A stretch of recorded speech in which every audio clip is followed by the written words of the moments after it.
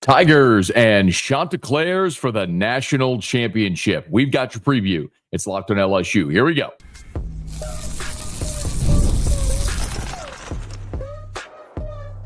You are Locked on LSU, your daily podcast on the LSU Tigers. Part of the Locked On Podcast Network, your team every day. Okay, let's get it. It is Locked on LSU, your team every day. I'm your host, Matt Moscona. Thanks so much for making us your first listen. We are free, available wherever you get podcasts, of course, on YouTube as well. So please subscribe. And as always, one of the fastest ways to help us grow is by leaving your comments below. Today's episode is brought to you by FanDuel. Right now, new customers can get $200 in bonus bets when your first $5 bet wins. We will hear from Sam Weiderheft, who is the play-by-play man for Coastal Carolina. He'll basically explain what Coastal plans to do with their pitching staff and what has made them so effective offensively. We also chat with Kendall Rogers from D1 Baseball, as we do every week throughout the college baseball season. Jay Johnson, just to kind of lay out how things went for LSU since Wednesday night, of course, the dramatic walk-off, Jared Jones in the bottom of the ninth, and the Tigers beat Arkansas to send the Hogs packing and LSU back into the championship series for the second time in 3 seasons. Jay Johnson gave the guys a day to sort of enjoy it on Thursday. They were going to a nice steak dinner in Omaha on Thursday night. And then Friday, lock back in time. On Friday, LSU will practice at Charles Schwab Field. And then Saturday at 6 o'clock p.m., it'll be game 1 of the championship series. Remember, it's 6 o'clock Saturday Central Time, 1:30 on Sunday. So it goes to a day game on Sunday, and then 6 o'clock on Saturday. So, on Monday, for the if necessary game. So, night game Saturday, afternoon game Sunday, night game Monday, if necessary. And, as Jay Johnson was meeting with reporters on Thursday, I'm going to play some of this for you. And forgive me, the audio is a little jumbled. This was an outdoor media gaggle press conference. It wasn't in a media setting, with an audio box or anything like that. But, Jay Johnson was asked about his experiences in the College World Series. And one of the storylines here is, of course, Coastal and Jay Johnson. 2016, we all remember, Coastal came to Baton Rouge in the Baton Rouge Super Regional and beat LSU to advance the College World Series, where ultimately they would win it. Well, they won it against Arizona, coached by Jay Johnson. And Jay was in his first season at Arizona back in 2016. And that was a championship series that went all the way to the final game. And if I'm not mistaken, at that time, that was a Monday, Tuesday, when the finals were still Monday, Tuesday, Wednesday. So because of some weather delays and whatnot, if I'm not mistaken, that championship game was played like in the middle of the day on a Wednesday or a Thursday or maybe they moved it up because of weather. Anyway, it was played in the middle of the day with nobody there. And anyway, it was anticlimactic. But Coastal did win that game. But Jay had the opportunity to make a deep run into Omaha in his first year at Arizona. He talked about what he learned from 2016. The intensity of it, I feel like that was really valuable and really helped, when I came to LSU, just in general. And playing with a lead, very important. That really stuck out, that one. And then just, it's baseball, and you learn that real quick. And just, I've always lived by not attaching circumstances to play. I think that's like the worst thing that you can do, and that's truly the case. And that team they played great here. We just needed one more base hit, and otherwise we would have won the championship that year too. So I think probably just getting the totality of what Omaha was probably my biggest takeaway. Well, it was a great experience, and it's interesting. It took Skip Bertman 5 tries in Omaha before he finally won it. We think of the 5 titles in 10 years, but in 1986 and 87 and then 1989 and 1990, there was disappointment for LSU. The first 4 trips, it wasn't until that 5th time that they won it. But for Jay Johnson, he went twice with Arizona, didn't win it. Then his first time with LSU, he won it. So won it in his 3rd trip, and now trying to do it again in his 4th. He did also was asked to compare this team to 2023, the team that won it just 2 years ago. I haven't spent a lot of time, drawing comparisons. I think always try to keep a log of what works, what maybe resonates, with the players that is transferable. And there's a lot less things than you might think, because human beings are different and sets of circumstances are different, and the messaging in which you give your team is only as good as the context that they receive it. I think we found a sweet spot to this team, and it doesn't mean one's better, that's not it at all. They're both unbelievable. I mean, I'm the most blessed human being on the planet, to get to coach Dylan Cruz and Danny Dickinson. Two great players, a little bit different. The biggest difference between the teams, obviously, there's no Paul Skeens, there's no Dylan Cruz. You're missing the guys that went 1-2 in the draft. Now, Cade Anderson may very well go number 1 in the draft as we continue to see more of that. As a matter of fact, Kylie McDaniel from ESPN this week put out his updated mock draft, and he does have Cade Anderson going number 1 overall. I spoke to a National League scout on Thursday evening who said 80% of the Major League Baseball teams have Anderson projected as the number 1 pick. I'm not trying to deviate here, but it was interesting. It was an interesting convo with Liam Doyle next, and the reason was projectability for Anderson, and he's a better strike thrower than Doyle, so better command and projectability. You think about it with Cade. I mean, he's 6'2", and he's this big. I'm holding up my pinky if you're listening. So he could put more size on his body. It probably even increases velo more, so there's projectability. Why a lot of people like Anderson. So anyway, Skeens was certainly MLB ready by the time he left LSU. Anderson is close and likely will be the first pick. But anyway, the point is the teams are just structured very differently. That was a power hitting team. This LSU team has guys in the lineup that can beat you with the long ball, but they can manufacture runs also if they need to. The other thing is obviously about the opponent, and LSU is going to take on Coastal. And Jay was asked about Coastal and the success and the sustainability of the program. And it's one thing that I find fascinating because in the NIL era, in the NIL portal era, the G5 or the mid-majors, however you want to phrase it, those programs effectively become a training ground for the power schools. If a player maybe isn't great coming out of high school, goes to that level, they grow, develop, get better. Ultimately, boom, they end up at a Power 5 school via the portal and making some NIL money. I mean, you just heard Jay mention Danny Dickinson from Utah Valley to LSU.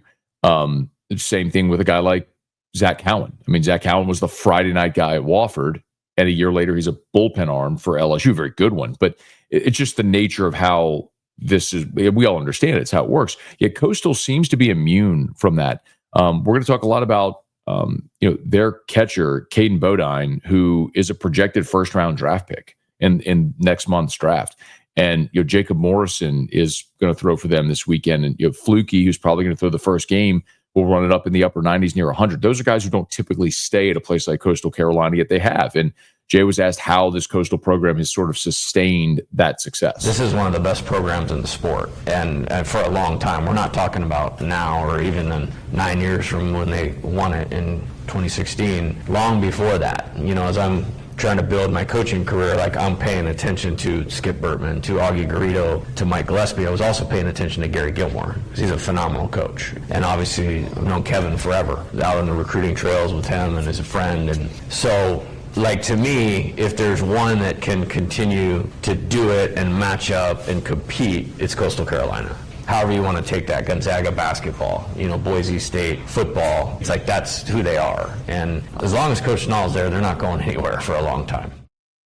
That is a really interesting comp to think about Gonzaga and Boise, because when you've built that brand, you can win there. But the ultimate thing comes down to investment as well, and how much money do they have, and are they willing to invest back into that program? Because NIL and rev share does change things, but Coastal seems to have been immune from it, which is really impressive. And when LSU and Coastal face off, you're going to see, if it gets to 3 games, 3 really good pitchers from Coastal, including the first 2 who are legitimate arms. And I want to talk about that next. Sam Weiderheft is the play-by-play man for Coastal Carolina. I had a chance to visit with him, and he's going to talk through what Coastal likely is to do on the mound, and also this offense and how they've been so effective this year. We'll get to that as we continue.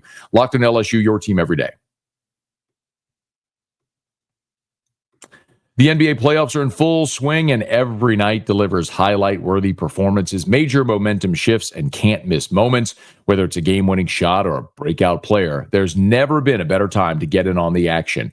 The MLB season's heating up as well, so you make sure with all the clutch hits, standout pitching, and unforgettable moments, walk-off homers, no-hitters in the making, there's no shortage of drama on the diamond, and no better time to get in on the action. But look, we're staring down Game 7 of the NBA Finals, and you've got the College World Series going on right now. You want to bet on the championship series with LSU and Coastal, where the Tigers are a heavy favorite.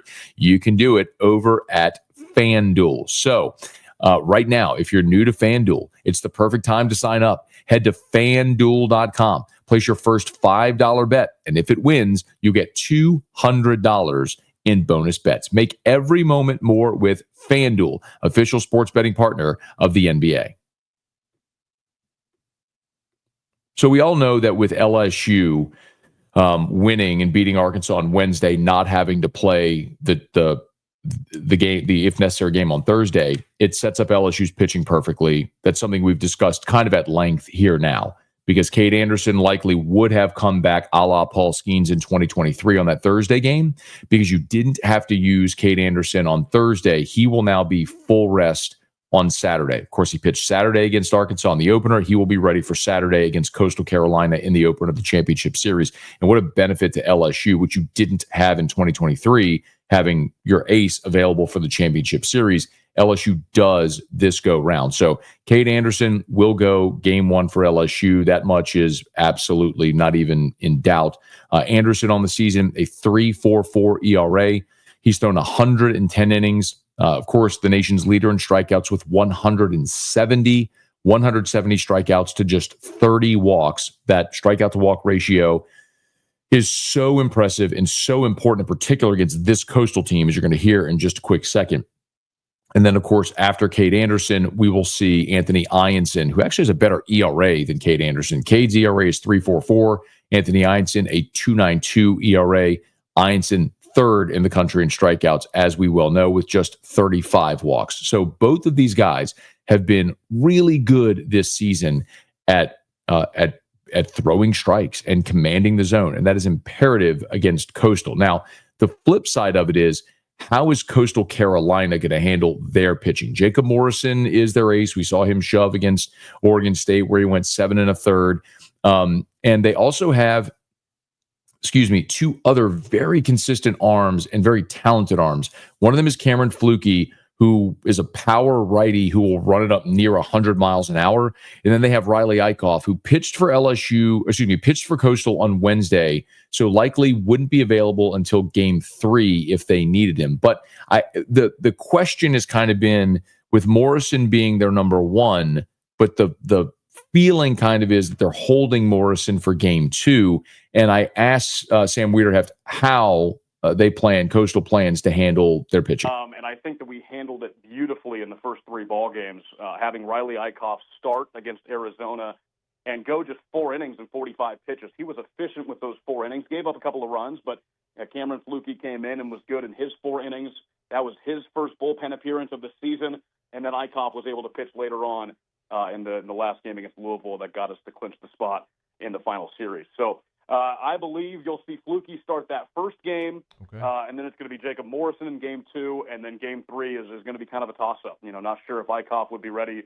If that game is played, I'm not sure if he would be able to go. We also have Luke Jones, who is our midweek starter this year, that has not seen time on the mound in a little bit. But those first 2 games, it should go Flukie and Morrison, which is a pretty tough one. One of the benefits of going 3-0 at the College World Series is you do get to set up your pitching, and that is the case now for both LSU and Coastal Carolina. The sort of one weird exception is for LSU having had the restart. It did set Casey Evans a little behind, but Casey Evans having thrown on Tuesday with Wednesday, Thursday, and Friday, 3 full days of rest, Casey Evans would absolutely be available in some capacity on Saturday. So if LSU gets into a situation on Saturday where they have a late lead and they want to follow Anderson with Casey Evans, they could absolutely do that. My guess is that's what they would do. If you have an opportunity to win a game in the championship series, you're going to do it. However, now I asked Sam Weiderheft, why hold Morrison until Sunday? If he's your best, why not go best on best with Cade Anderson and Jacob Morrison? I think it just is based on the rest.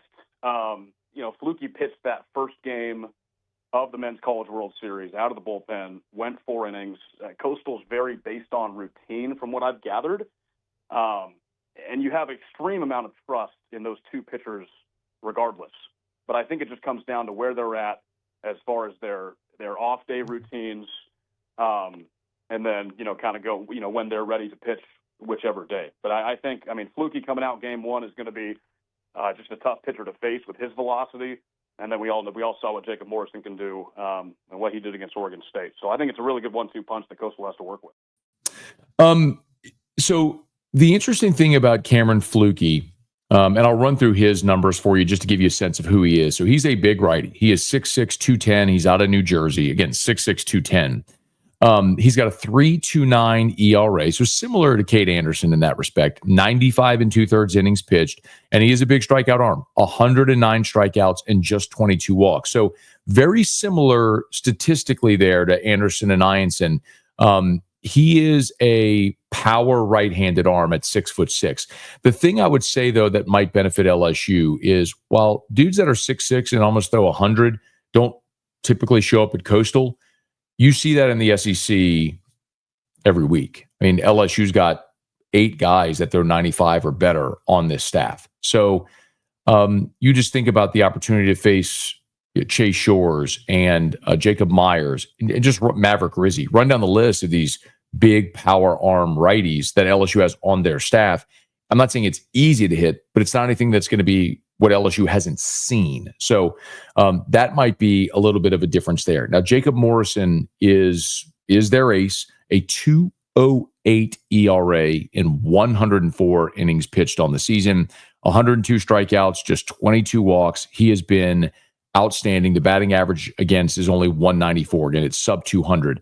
Against Oregon State in the College World Series when he pitched last Saturday, he was magnificent. 7 2/3 innings pitched, just 1 run on 5 hits. He struck out 7, did not walk anybody. He is 6'8". So again, these are two, when you talk about Morrison and Fluky, you have Morrison 6'8", 245. These are two big power right-handed arms that LSU is going to face in the first 2 games of the championship series. Now, I did ask Kendall Rogers from D1 Baseball his opinion about holding Morrison, because it certainly seems like they're going to pitch Fluky in game 1 and then Morrison in game 2. And my impression there is it feels like they're pitching off. And I have tons of respect for Coastal and the caliber of these two arms. These two are projectable, draftable arms, clearly.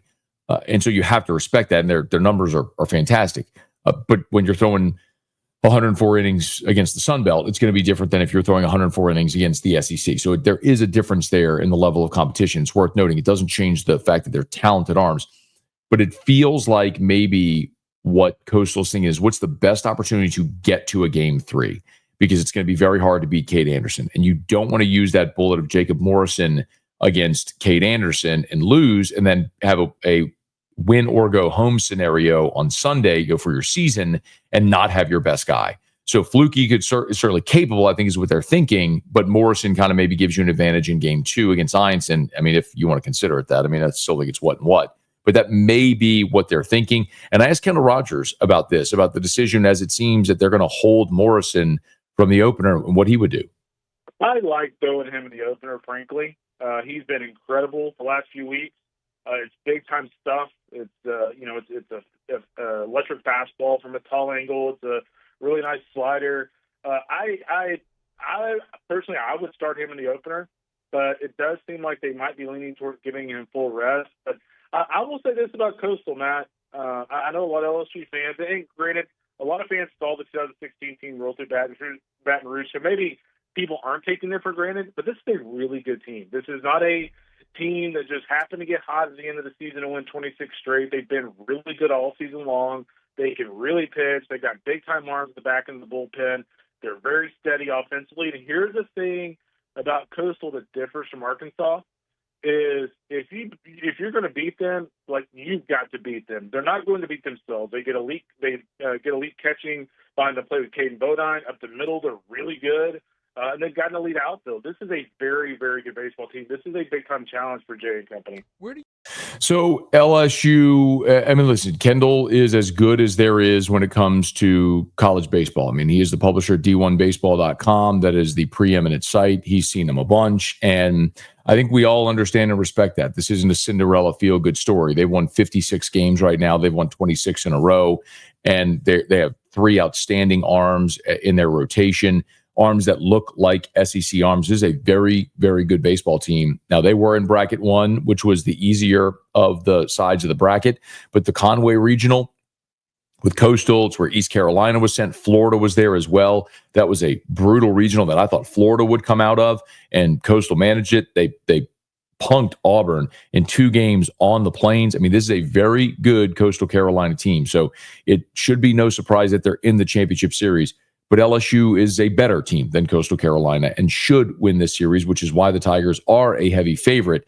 But there's one other thing we got to talk about, and that's what Coastal does on offense. And we'll get to that as we continue here and wrap up Locked on LSU, your team every day.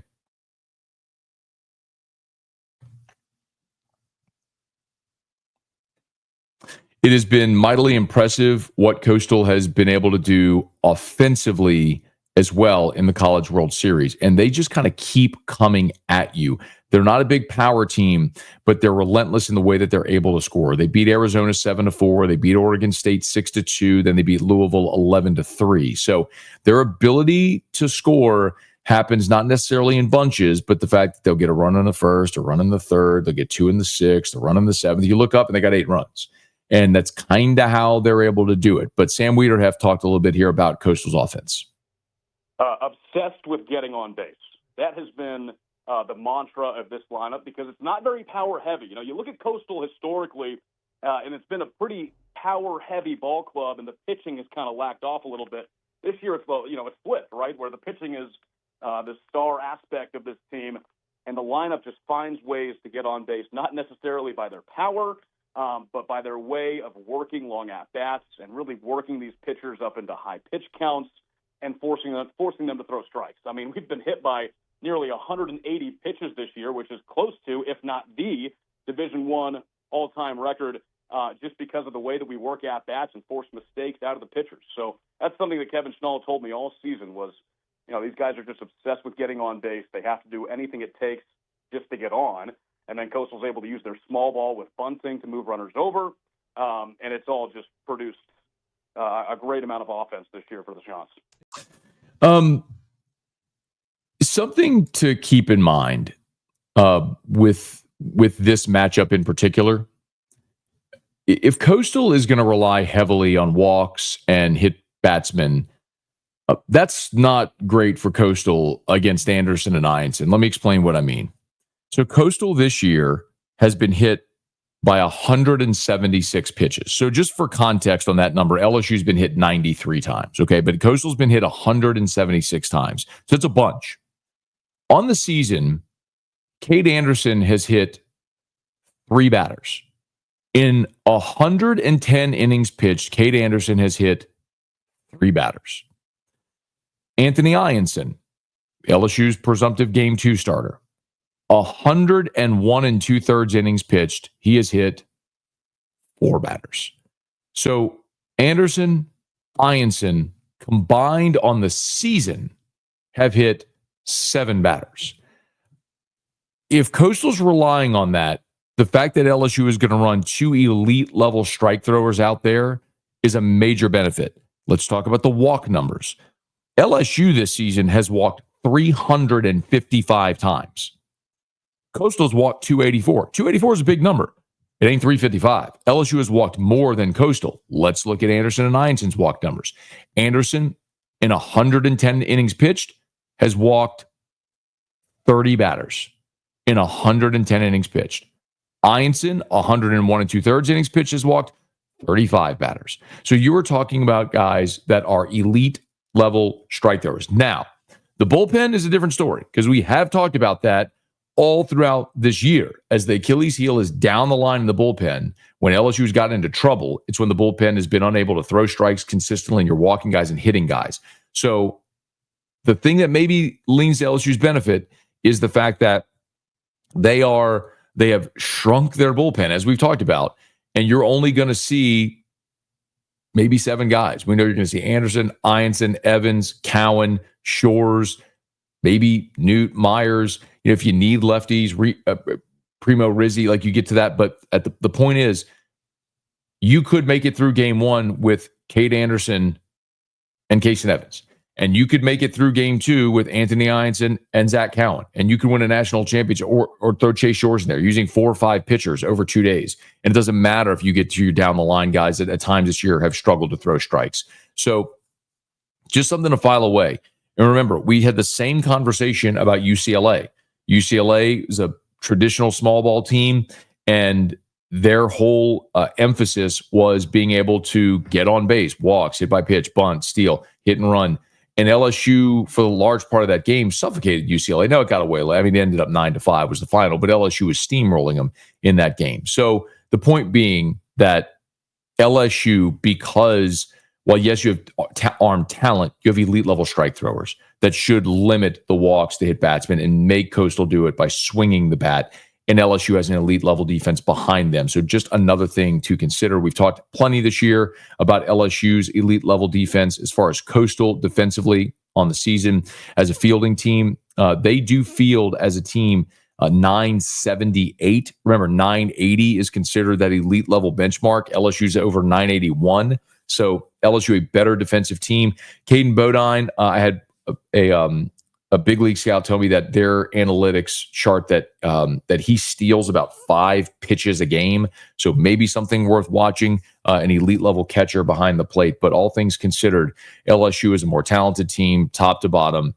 They're poised, ready, in the driver's seat with Anthony Ianson, Cade Anderson, Anthony Ianson queued up, ready to go win programs, national championship number 8 for the LSU program. And it all gets started on Saturday at the Chuck. All right, we'll be here talking about it all throughout. We're here every single day. Thanks for making us your first listen. For your second listen, how about you go check out the portal on YouTube or wherever you get podcasts. If you're on podcast, please subscribe on your favorite podcast app. Rate us, leave a review. If you're on YouTube, smash that like button, subscribe to the channel, hit the bell so you're notified whenever we post a new video. And be sure to let a friend know that if they love the Fighting Tigers of LSU, we got you here every single day. It's Locked on LSU, your team every day.